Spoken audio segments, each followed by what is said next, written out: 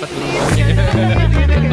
Suamiku nggak boleh nonton nih, ketahuan dong semuanya ya. Kita kan mengandung 9 bulan, dia cuma bikinnya 5 menit mungkin.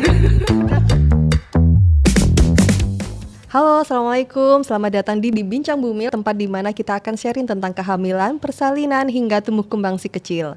Nah, pada spesial hari ini adalah podcast pertama kita. Kita akan kedatangan Bumil yang gemoy, cantik, masih muda, tapi lincah banget meskipun sedang hamil. Dan kita akan didampingi juga dengan dokter spesialis kandungan. Beliau juga udah sering banget sharing-sharing di sosial medianya. Nah, kita langsung aja nih, ada Mama Fior. Umi. Nah, kita juga ada Dokter Sandi. Sehat, Dok? Sehat, ngurusin istri-istri orang aja tiap hari. Oke, ngurusin istri orang. Fior sehat. Sehat Kak, amin. Terima kasih. Oke, sekarang kalau boleh tahu nih, kita nanti ini kan bincang-bincangnya ini tentang perjalanan Fior, tentang pengalamannya Fior. Nanti biasanya tuh pengalaman ibu hamil itu kita harus kombinasikan dengan gimana sih, bener nggak sih dari sisi medisnya gitu, Dok. Ya, boleh dong. Oke, sebenarnya tadi kita udah bincang-bincang banyak ya. Sebenarnya udah selesai ya podcastnya kita tadi ya. Direkamnya, tapi pakai handphone direkamnya tadi. Iya. Oke, nah Fior boleh cerita nggak? Ini sekarang kehamilan berapa bulan? Oke, aku sekarang hamil 7 bulan kayaknya. 7 bulan. 7 7 kali bulan. 4, 28 minggu. 28 minggu. Ya. Nah, bisa cerita nggak apa aja yang dirasakan dari awal hingga 28 minggu ini, perubahan apa nih dari Fior nih? Oke, kalau dari fisiknya perutnya makin besar ya kan. Terus payudara juga makin besar. Isinya kan ASI ya, ASI. Terus habis itu gampang nangis, tapi pas TM1 aja, TM1. TM2, TM3 udah nggak nangis, udah nggak nangis. Sekarang udah nggak nangis lagi. Udah nggak, kadang ya baper aja kalau ngeliat yang sedih-sedih. Biasanya kan nggak nangis kan. Kalau hamil jadi gampang nangis gitu. Nah, ini nyambung nih, Dok ya. Iya. Biasanya itu Bumil itu bener nggak sih ada perubahan hormon? Jadi yang biasanya suka nangis nggak? Enggak. Terus tiba-tiba pas hamil jadi suka nangis gitu. Iya, lebih baperan cengeng. lah ya, lebih cengeng. Iya. Jadi melankolis gitu ya. Apa tuh, Dok? Sedih, gampang sedih, melankolis. Dengerin lagu cinta, nangis gitu. Iya, lihat gajah kelindes nangis. Enggak aja ya, sadis emang. Pasti nangis. Pasti nangis ya. Kayak nggak cuman Bumil itu, kalau itu nangis pasti ya. Iya. Sedih ngeliat itu anjingku aja, tidur aja aku sedih karena aku takut dia mati. Saking ini ya, saking mikirnya banget ya. Iya, overthinking gitu. Jadinya. Iya. Nah, gimana, Dok? Emang Iya. bener nggak sih? Soalnya ini banyak dialamin nih sama bumil-bumil lain. Iya, jadi sebetulnya kan memang dalam kehamilan itu ada banyak hormon yang secara fisiologis dia akan berubah gitu. Jadi ada yang salah satu yang terjadi perubahannya itu bisa jadi mood swing, terus lebih peka, ditambah lagi gini loh, mungkin ya karena si ibu itu kan ngerasa ada perubahan yang dia tidak expect, apalagi hamil pertama nih, belum pernah ada riwayat hamil, pengalaman hamil sebelumnya. Tiba-tiba perutnya gede, badannya encok, jalan sana sini capek, terus jadi udah fisiknya ada perubahan, terus di hormonnya juga bikin rasa moodnya berubah, semuanya jadi campur aduk gitu. Itulah tugas si suami untuk membahagiakan ya tadi ya Mbak Ya, Fira. betul. Salah satunya beli handphone baru, HP baru, tas baru, tas branded ya. Biasanya kalau udah dijanjiin gitu langsung hilang semua keluhannya. Padahal baru janjiin tuh. Iya. Jadi buat bapak-bapak yang kira-kira budgetnya terbatas, dijanjiin aja Pak, nggak apa-apa. Yang penting happy dulu ya kan.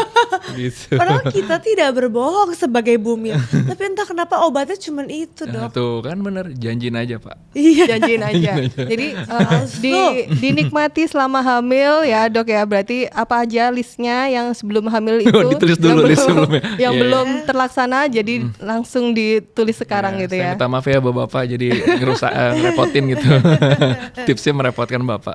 Nah, berarti kalau mood swing gitu, tadi kan Kak Fiar tadi bilang kan pengennya beli tas. Ngidam apa yang paling random nih? Ngidam. Aku pernah aneh banget sih. Aku ngidam buah naga, tapi aku nggak mau makan bijinya. Oke. Capek banget ya. Capek banget ya. Iya. Banyak, karena aku ngeliatnya kayak tylofobia gitu ya. Aku nggak mau, biji buah naga tuh menurut aku kayak kotor gitu. Oke, jadi kalau Biasanya mau makan sebelumnya enggak, tapi Sebelumnya enggak, sebelumnya aman-aman aja tuh dengan biji-bijinya buah naga. Iya, makan aja gitu Makan ya. aja, tapi setelah sekarang itu enggak mau. Tapi sampai sekarang masih enggak mau. Kemarin sih pas suami kopekin dikasih unjuk, ini gak apa-apa karena ini kan banyak, aku nggak bisa kopekin satu-satu per layer, gak bisa. Kamu makan dulu sekali, cobain. Aku tahu rasanya, aku bilang. Ya coba merem sampai merem, aku sampai merem, sama aja sih. Jadi udah nggak takut lagi sekarang. Udah aman lah ya. Ganti ngidam. Ganti ngidam.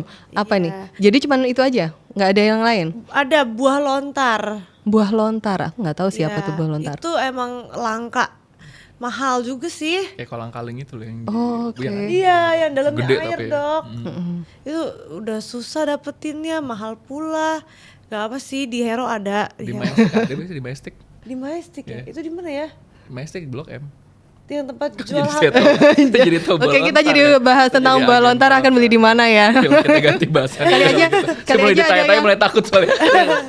kurang valid informasinya. Kirain itu tempat yang jual HP gelap itu. Oh itu Roxy ya, jual HP KW ya. Nah, dok, ngomong tentang ngidam nih dok, emang ngidam itu memang ada dari segi medisnya itu emang ada kah atau itu hanya karena perubahan tadi ya, apa ada perubahan hormon hamil gitu? Iya, prinsipnya sih nggak ada ya. Yang ngidam juga kalau dicari jurnalnya di luar negeri nggak ada sih. Emang ini ibunya lagi berubah moodnya, terus ada keinginan biar mauin suami. Apalagi di Indonesia kan dibilang kalau ngidam harus turutin karena kalau nggak ntar anaknya ngiler gitu. Wah kan suami takut tuh Iya. ngiler dah. Susah lagi ntar ngelap ngilernya daripada ngiler mendingan beliin tas Hermes misalnya gitu ya. Tuh, ngilernya nggak keluar-keluar deh pokoknya gitu. Jadi kebetulan aja ada perubahan tadi terus dimanfaatkan lah sama ibu-ibu supaya mendapat perhatian dari Aduh, pasangan gitu. Suamiku kali. nggak boleh nonton nih, ketahuan dong Dan semuanya diedit aja ya. ya. Iya. Oke, jadi nanti kalau ada yang Berarti itu nonton, mitos, Bumil. Udahlah kita jangan cengeng lah. Dari tadi si ibu Bener, ini ya, dari ya, tadi cerita dia, ya. aku Cepet nangis, berubahnya ya. nangis, gitu Cepet banget switchingnya cepet ya. Nah, berarti tadi kita udah ngomong nih masalah psikis ya, mentalnya gitu, emosionalnya. Kalau perubahan secara fisik nih, selain si perutnya membesar, apalagi nih, ada kerasa nggak perbedaannya? Perutnya berbulu. Perutnya berbulu. Iya, bulunya bulu halus. Oke. Bulu perut yang makin panjang, terus makin banyak, satu gini banyak. Terus di pinggang ada stretch marks-nya warna merah. Itu aku bete tuh, salah suami itu. Kenapa salah suami? Karena biasanya suami yang pakein oil. Ini dia suka lupa main Dota sampai malam. Jadi kalau ada stretch mark aku marahin dia, aku ngambek. Oke, berarti apapun viewer ya pokoknya yang salah itu suami ya. Iya, menurut aku memang begitu. Karena kita udah capek-capek mengandung anaknya, kontribusinya harus ada. Oke. Kita kan mengandung 9 bulan, dia cuman bikinnya 5 menit mungkin. Ya kan, aku yang kandung 9 bulan, dia harus kontribusi lebih. Oke. Ya, berarti apa yang mau dimau pokoknya Vincent harus turutin. Stretch marks juga, dia tinggal jawab, ya udah ntar juga hilang, tinggal perawatan katanya. Oke, perawatan, tapi kalau nggak hilang gimana? Takut ya. Oke, biar tetap harus cantik kan. Kalau nanti kalau pakai bikini tetap harus biar nggak kelihatan jadi mama kan. Seksi, Tetap walaupun seksi. bisa diedit sih. Cuman tetep aja kan tadi dia nggak nafsu lagi sama aku. Oke.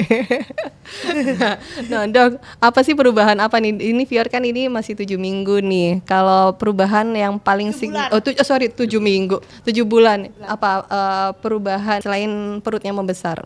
Perubahannya ya kalau 7 bulan sebenarnya mulai terasa tuh si perutnya makin kelihatan kalau pakai baju. Terus gerakan bayinya juga kan 6 bulan ke atas tuh udah mulai terasa lincahnya karena udah makin gede si bayinya juga, ruangan makin sempit jadi mulai ketekan-tekan sana sini.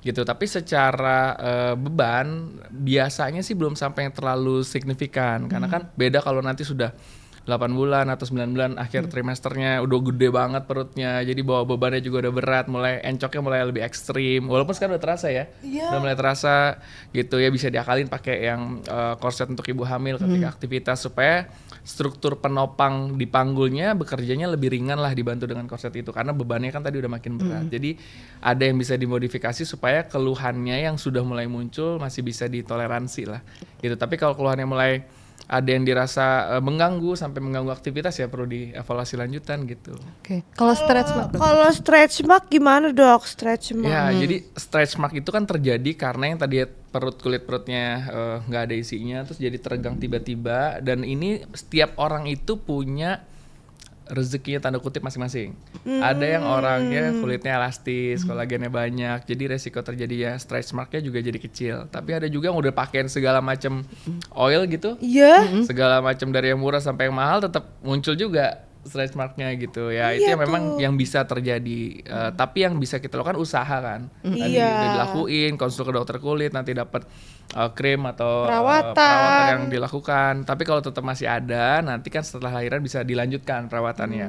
Stretch mark itu berbeda dengan ada beberapa perubahan warna di kulit yang menghitam. Contohnya misalnya di tengah perut kan suka ada yang garis gitu, terus di leher ya, terus di ketiak misalnya, atau di nipelnya, areolanya makin menghitam. Nah itu karena perubahan hormonal. Beda. Kalau stress mark tuh karena mechanical. Yang stress sama perubahan hormonal ada efeknya, cuman yang paling utama adalah mechanical impactnya itu. Ntar yang menghitam balik lagi gak sih dok? Balik lagi, benar-benar. Nah itu pertanyaan bagus, karena ini terjadi karena perubahan hormonal. Ketika hamilnya sudah selesai, hormonnya kembali normal, harusnya bertahap akan mereda. Ada gak yang gak balik dok? Kalau untuk yang akibat perubahan hormonal enggak, biasanya akan mereda. Kecuali yang stretch mark. Stretch mark tadi kan jadinya dia jadi kemerahan, lama-lama jadi putih, tapi masih ada bekasnya dikit-dikit gitu. Oh Ya gitu. pokoknya perawatan aja lah. Dokter kulit ngerti pasti. yang kan ada yang bumil yang menghitam dan yang tidak. Berarti yang menghitam tuh apa dianggap oh ini bumilnya jorok atau enggak gitu? Apa memang? Enggak, karena perubahan hormonal tadi aja. Tapi ada yang enggak kan dok? Ya itu ada efeknya muncul gejalanya, ada yang rezekinya dia nggak sampai muncul gejalanya. Oh, orang-orang beda-beda ya. Beda-beda. Tergantung suaminya siapa, apa tergantung ibunya? Tergantung dirinya, tergantung ibunya. Oh, berarti gak bisa nyalain suami. Kali ini nggak bisa. Iya. Jangan nonton podcast. Iya, aman. Aku mau tetap menyalahin kamu soalnya. Aman. Nah ini kalau Fior masih ini sudah waktu pas tidur malam udah mulai kerasa nggak jadi sering bangun terus tidurnya nggak nyenyak, itu udah mulai kerasa nggak? Berasanya nyenyak sih nyenyak aja, tapi misal ke kiri terus pas mau ke kanan tuh berat banget rasanya, harus diginin pakai tangan gitu. Terus kalau tidur gak pakai guling gak enak, harus ada guling di antar kaki gini, ada guling yang tebel. Kadang nggak cuma pakai guling, kadang gulingnya aku lipet, kan guling gini, aku lipet biar dia gendut, baru aku selipin ke kaki biar bayinya bisa napas. Dan aku juga. Oke. Berarti suka miring ke kiri apa miring ke kanan? Aku liat TikTok katanya bagusan ke kiri. Ya. Itu mitos gak sih? Ditanyain langsung sama dokter Katanya bener telentang nggak? tuh ntar bayinya sesek kalau telentang. Tuh bener gak sih dok? Ya, jadi ini pertanyaan yang rutin muncul harian, karena kan sebenarnya namanya istirahat juga si ibunya butuh ya. Iya. Terus pertanyaan kalau udah istirahat gimana nih posisinya? Prinsipnya kita mesti tahu dulu tuh, kenapa sih kok disarankan ada perubahan posisi tadi? Karena memang betul di punggung itu ada 2 pembuluh darah besar yang mensuplai dari jantung ibunya. Kan darah tuh isinya oksigen, nutrisi gitu ya. Yang disuplai lewat peredaran darah tadi, lewat 2 pembuluh darah besar tadi di punggung. Nah, ketika hamil makin gede, secara bobotnya kan dia makin berat. Jadi kalau dia terlentang secara gravitasi dia makin bisa aja dia menekan ke belakang. Yang dikhawatirkan menekan si 2 pembuluh darah tadi yang mensuplai darah ke ibu dan si bayinya. Oh gitu. Tapi gimana dong kalau gitu? Ya disarankan miring. Makanya kenapa miring kanan kiri? Ya boleh aja. Kenapa disarankan kiri? Karena secara struktur anatomis di dalam itu lebih longgar aja. Cuman bukan berarti harus ke kiri terus, kan tersemutan jadinya. Harus Iya, terus gitu. betul. Berarti Makanya nggak harus boleh. ke kiri ya? Nggak harus ke kiri, ke kanan pun juga boleh. Nah pertanyaan boleh nggak sih terlentang? Misalnya terlentang, kepalanya ditinggiin gitu, kan juga nggak neken punggungnya. Jadi harusnya kan ya, jadi tahu dulu kenapa alasannya sehingga kita bisa tahu modifikasinya mesti gimana. Karena kan biar gimana pun juga si ibunya mesti nyaman juga. Dan satu yang paling penting sih, Tuhan ciptakan manusia juga nggak sesederhana itu. Pembuluh darah juga nggak selembut itu sehingga kalau tekan jadi nggak dapat supply. Berapa banyak ibu yang tiba-tiba nggak sadar ketika tidur, orang nggak sadar kan, tidur terlentang terus tiba-tiba kesumbat. Nggak semudah itu. Cuma ini kan biar mengoptimalkan aja gitu. Yang penting tahu alasannya. Katanya kakinya harus lebih tinggi, nggak salah ya dok ya? Gini, itu karena ketika hamil volume di darahnya itu menjadi lebih banyak, jadi volume darah lebih besar.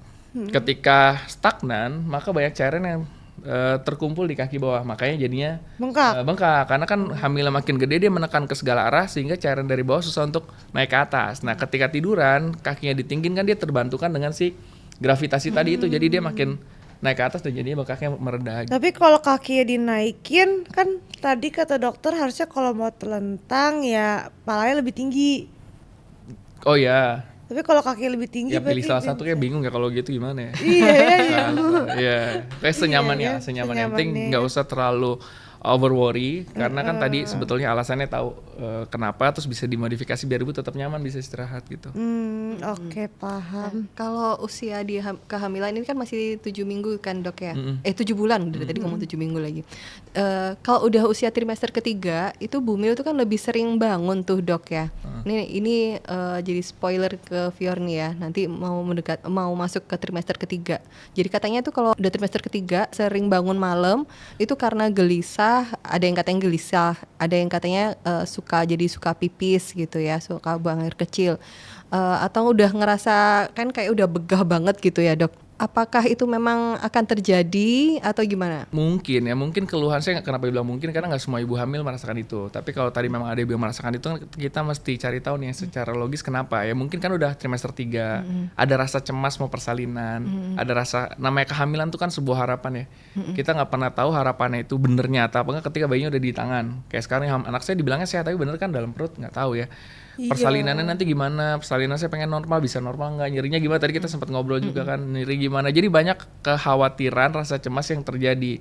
Ditambah istirahatnya juga kan makin susah tadi tuh, karena perutnya makin gede, tidur serba salah, miring sana sini salah, jadi semua berkecamuk lah. Mungkin karena itu jadi muncul rasa kekhawatiran yang berlebihan. Tinggal ketika itu muncul, satu, dapat informasi kan harus dari tempat yang baik. Jadi salah satu tempat yang benar untuk ibu bertukar informasi udah pasti dokternya, karena kan selama ini yang kenal sama kehamilan ibu adalah dokter yang setiap bulan kontrol itu. Sampaikan ke dokternya supaya kecemasannya yang tadi ada kekhawatiran mulai diredakan dengan informasi yang baik terkait dengan kondisi spesifik kehamilan si ibu sendiri gitu. Jadi kalau dapat informasi yang benar kan mudah-mudahan sih makin mereda lah, jadi nggak perlu cemas yang berlebihan. Oke. Nah, kalau ini nih ngomong masalah tentang mitos-mitos selama kehamilan. Fiar dengarnya apa nih kalau mitos itu banyak banget nih ya, apalagi bumbu sekarang kan sukanya main di TikTok tuh kan. Iya. Ya, banyak banget mitos-mitos yang beredaran di Betul. situ gitu kan. Entah itu kalau minum air es bayinya jadi gede. Iya. Terus habis itu apa ya, masih banyak lagi yang biasanya Fior dengar tuh apa? Itu katanya kalau abis lahiran itu jangan langsung dipotong tali pusatnya, tunggu putih dulu dok katanya. Bener gak? Tunggu warna putih dulu itunya, tali pusatnya. itunya. Baru dipotong. Itu bener gak sih? Iya. Biar nutrisinya tuh masuk dulu gitu Oke. ke bayi. Ya itu ada namanya delayed cord clamp.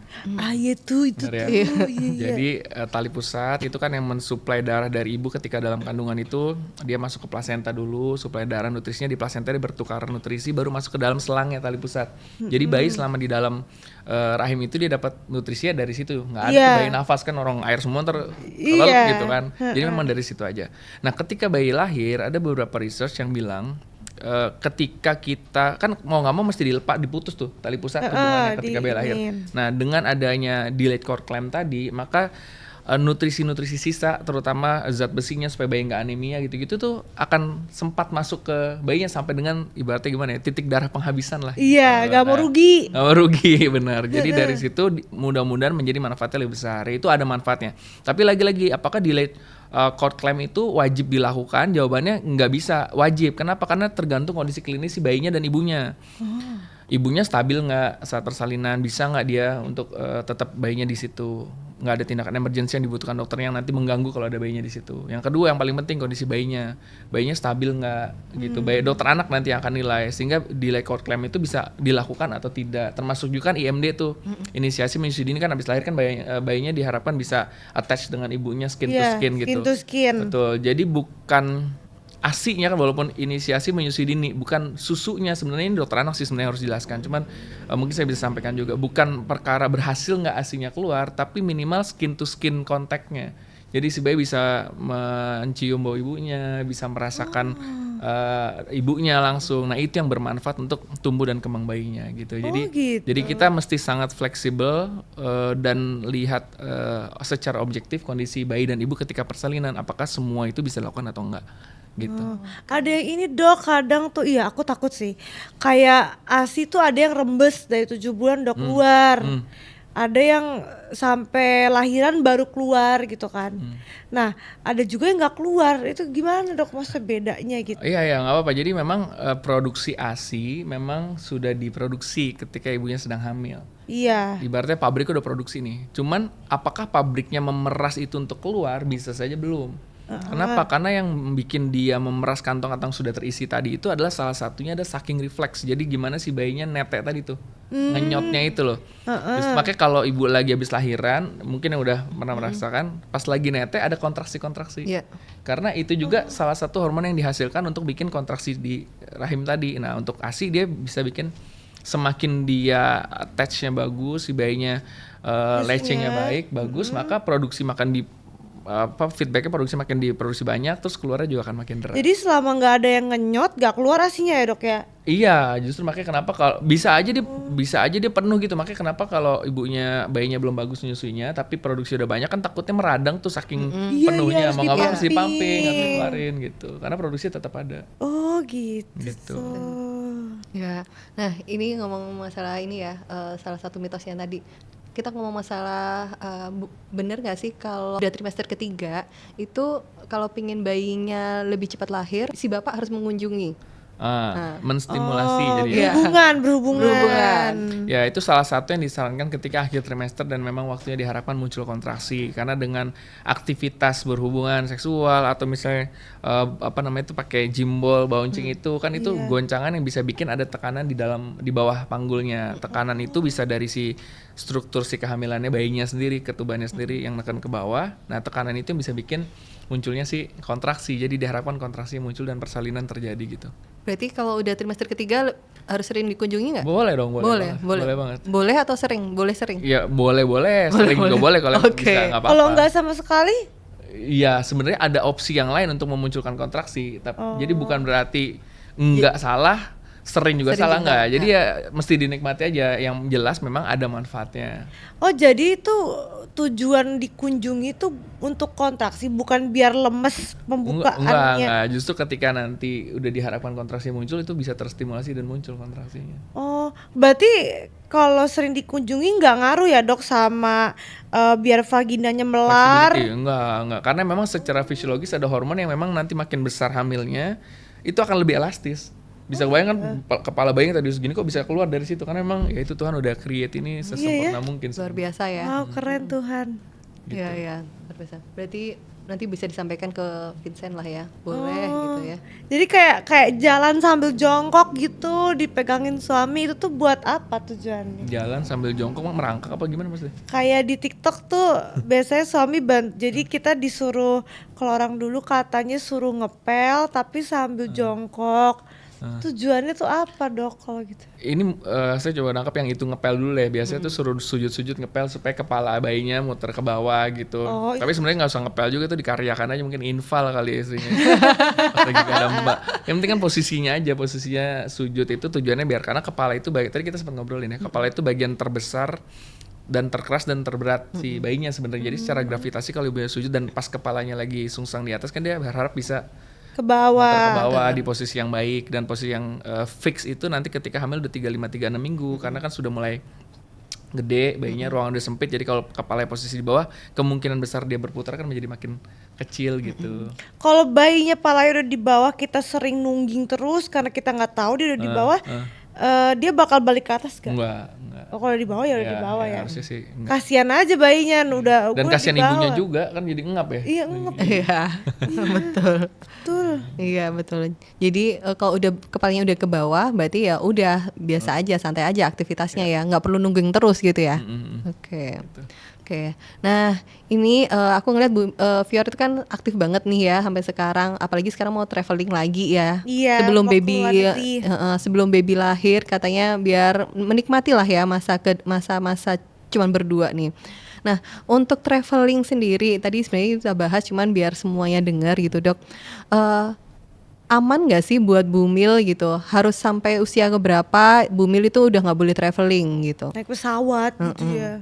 Iya, tadi kita udah ngobrolin ya. Jadi yang jadi kekhawatiran itu bukan tekanan di dalam pesawatnya di atas nanti gimana gitu, bukan sebenarnya. Tapi kita mesti timbang resiko terkait dengan kehamilannya si ibu sendiri dari aktivitasnya. Kenapa maskapai itu biasanya bilang nggak boleh di atas 35 atau 34 minggu? Karena kan di atas itu udah resiko bisa ketuban pecah, bisa muncul mules, nanti malah persalinan di atas pesawat kan jadinya malah heboh dan repot, kasihan juga untuk si ibunya. Jadi makanya kenapa maskapai kasih izin kalau di bawah itu ya, kecuali ada beberapa kondisi khusus yang memang harus ada legalitas dari dokternya karena kondisi khusus itu.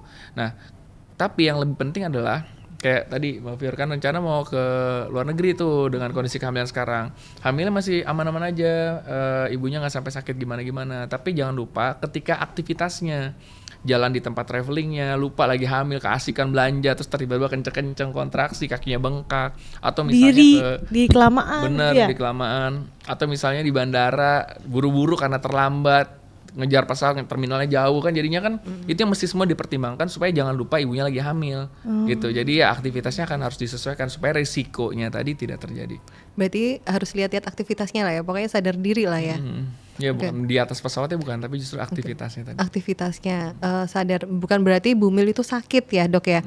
Jadi soalnya orang tuh ngerasainnya karena Bumil itu berarti Bumil itu bukan orang kesakitan gitu ya. Tapi memang harus hati-hati aja gitu ya. Oke.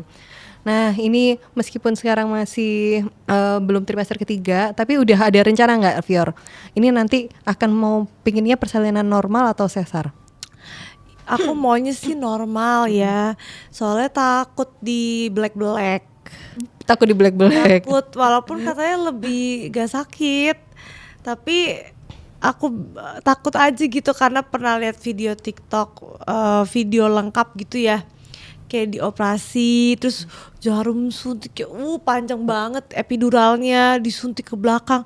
Aku jadi kayak ngilu gitu. Kan aku pain tolerance rendah banget. Jadi pengen normal, mau coba normal. Kayaknya harus normal sih. Aku takut banget. Terus katanya pemulihan normal kan lebih cepat. Jadi aku bisa lanjut cari cuan lagi. Oke. Cuman kalau misalkan kata dokter gak bisa, ini tuh harus sesar gini-gini, ya nggak apa-apa juga. Yang penting bayinya selamat, Sehat. ibunya juga, gitu. Nah ya, tuh Dok. Berarti kapan sih yang boleh menentukan ini lahiran aku pengennya sesar, pengen normal? Itu yang menentukan tuh dari kita atau dari dokter? Ya, ini pertanyaan juga pasti ada lah di sepanjang kehamilan. Salah satunya pas kalau saya ngomongin birth plan itu di 35 minggu. Jadi pertanyaan ini harus bisa terjawab di umur segitu. Kenapa? Karena di 35 minggu tadi salah satu alasannya kalau buat saya posisi bayi itu udah fix. Jadi kalau posisi kepalanya di bawah, maka kemungkinan dia berputar itu kan menjadi kecil. Iya. Jadi kalau si ibunya memang merasa mau lahiran normal, maka opsi untuk lahiran normal itu menjadi masih ada. Nah, kecuali sungsang ya. Iya, kecuali sungsang atau ada penyulit yang lainnya. Nah, pertanyaannya, pilihan itu berada di mana? Saya kalau ditanya tuh selalu bilang saya tuh nggak pro normal, nggak pro sesar, tapi saya pro yang nyaman dan aman buat si ibu dan pasangan. Jangan lupa, karena masing-masing pasangan tuh kan punya background alasan yang berbeda. Contoh, suaminya kerjanya pilot atau offshore, dia pengen lahiran ketika mendampingi istrinya lahiran. Tapi kan jadwal lahiran normal tuh kan lebih tidak bisa diprediksi, sedangkan izinnya dia susah dan seterusnya. Jadi mereka punya alasan, alasan kok kami kayaknya nggak cocok nih untuk lahiran normal, karena saya nggak mau kehilangan momen tersebut. Nah, apakah itu dipersalahkan jika dia memilih sesar yang terencana? Jawabannya kan ya nggak juga. Iya bener juga ya, pilot kan ini jadwalnya. Betul. Atau misalnya si ibunya, si kehamilannya baik-baik aja, ibunya aman kondisinya, kehamilannya juga aman, posisinya baik-baik aja, maka opsi normalnya boleh. Tapi si ibunya secara nyaman, contoh siapa ya, pasien saya ini deh, Citra Kirana, dari awal ketemu saya, itu dia nggak ada tuh ngomongin mau lahiran normal. Karena kalau dia tuh sangat trauma dengan kondisi takut berada di situ. Dan semuanya baik-baik aja. Terus dia akhirnya memilih untuk lahiran sesar. Ya, itu kan atas dasar kenyamanannya, terus disupport juga dari support system keluarga, suami, dan itu kan juga bukan sesuatu yang salah. Betul. Gitu. Tapi kalau semuanya bagus, terus ibunya juga kayak tadi Mbak Vio kan semangat banget pengen lahir normal, maka itu juga menjadi menjadi hal yang nggak apa-apa gitu. Jadi intinya menurut saya adalah tidak ada satu persalinan yang lebih superior dibandingkan persalinan yang lain. Mau normal maupun sesar, betul. dua-duanya kan itu perjuangan si Betul, ibunya gitu dan masing-masing punya resikonya gitu. Tinggal gimana caranya karena sekarang ilmu sudah modern maka banyak treatment yang bisa dilakukan untuk membuat dua macam persalinan itu menjadi lebih nyaman buat ibunya, terutama terkait dengan penanganan nyeri tadi yang ditakutin kan. Kalau normal ada ILA tadi udah sempat disinggung juga, kalau sesar ada ERAX gitu. Jadi dua-duanya bikin supaya ibunya nyaman buat persalinannya. Tadi kalau normal biar nggak sakit ILA ya dok ya. Mm-mm. Itu disuntiknya itu pas saat pembukaan berapa tuh? Iya, jadi ILA itu kan pas lahiran normal itu kita tetap mengharapkan adanya kontraksi. Ibaratnya kalau odol nggak dipencet ya nggak akan keluar odolnya, maka dia harus ada yang mencet. Nah, bayi juga sama, kehamilan kalau nggak ada kontraksi dia nggak bakal neken ke bawah dan nggak akan keluar tuh si bayinya.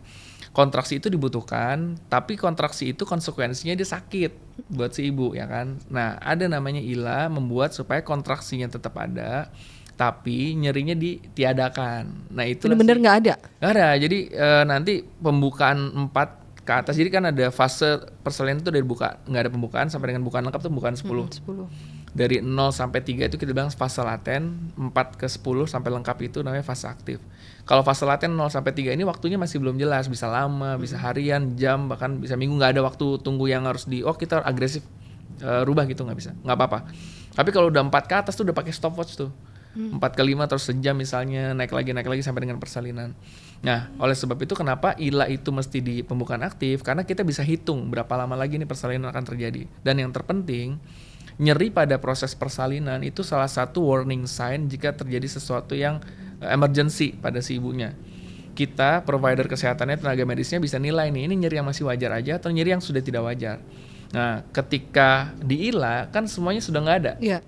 Jadi sudah masking tuh. Jadi kita harus benar-benar pantau. Makanya kenapa setelah disuntik ILA itu sakit udah nggak ada, kita akan pasangkan CTG yang untuk lihat detak jantung bayinya dan kontraksi itu continuous terus-terusan.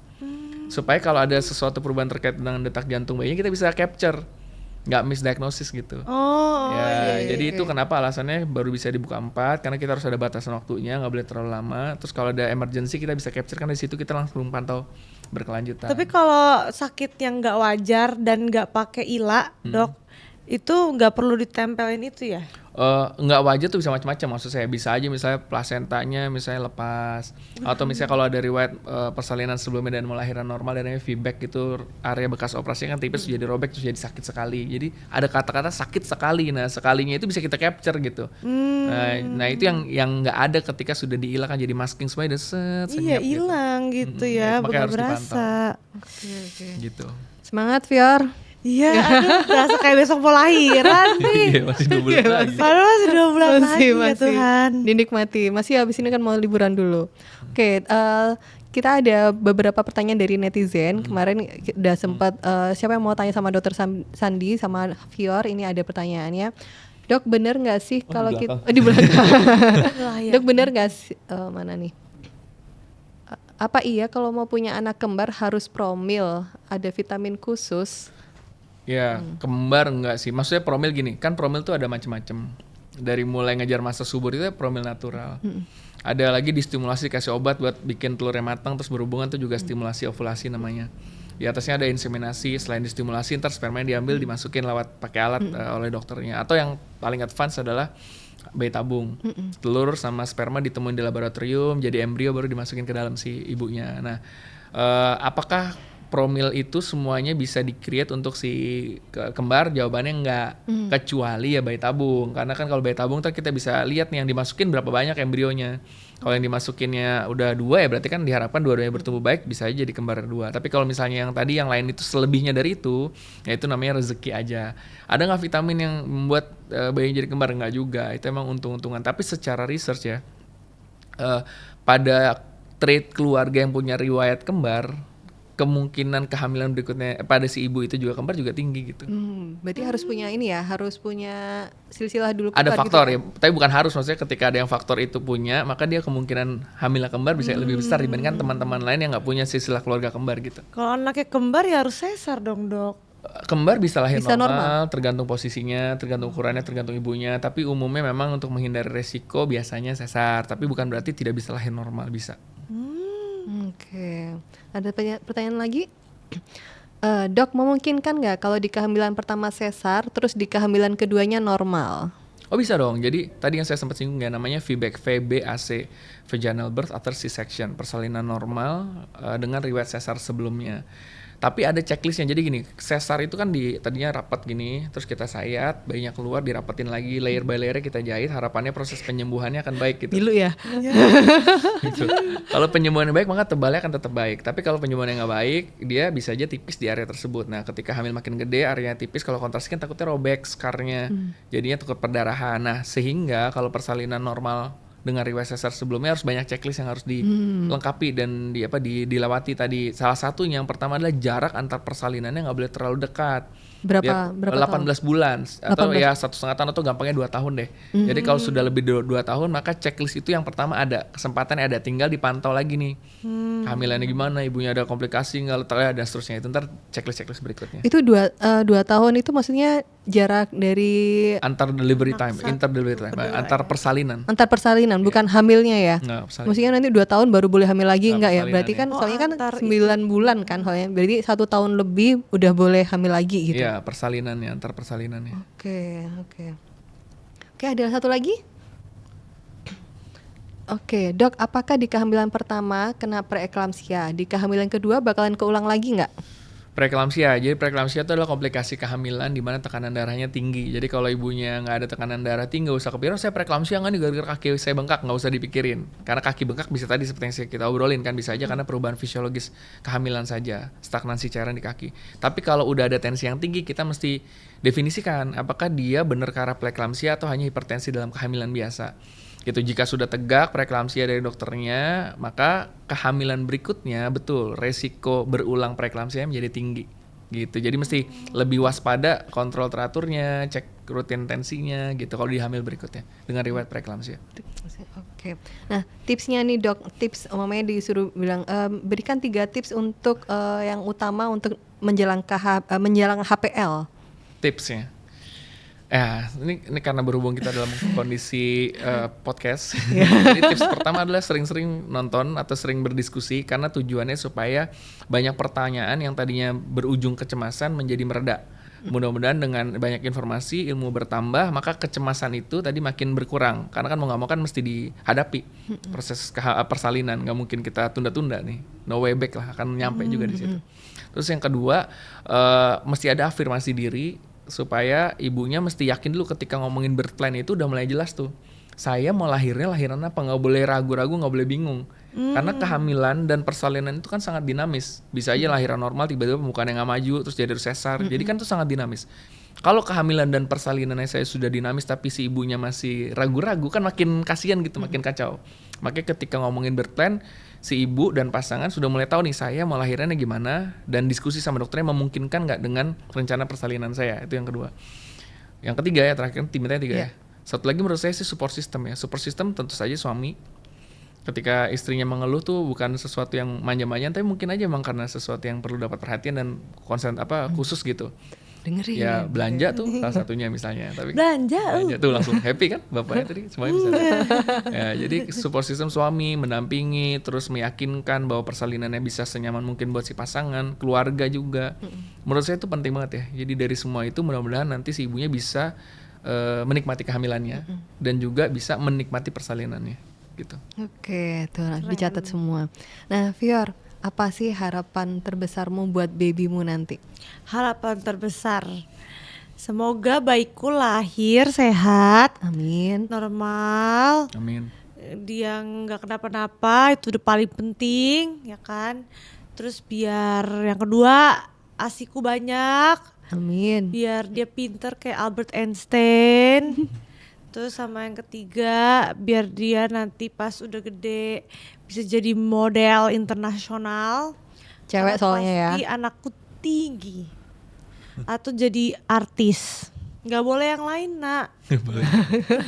Udah dipatok nih ya sekarang Nggak boleh ya. atlet ya nak, nggak boleh. Mama udah pesan, mama takut kamu cedera kalau jadi atlet. Lihat tuh papamu sakit-sakit pinggangnya, ankle pula.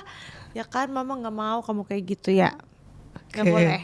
Mau kamu setinggi apapun nggak boleh atlet. Model tapi pakai heels ya. Iya, Ya udah, aman lah. Boleh ya hati-hati. berarti. Boleh berarti ya menjadi model ya. Jadi model Tadi aja boleh deh. Nama cowoknya udah ini ya disebutin ya, harus nama-namanya jelas ya. Gak Iya. boleh nama yang Iya. lain, tadi kita ngobrol. Kevin, Michael, Jonathan, Rizky gak boleh, Ahmad gak boleh. Bukan apa nak, temboknya tinggi, susah.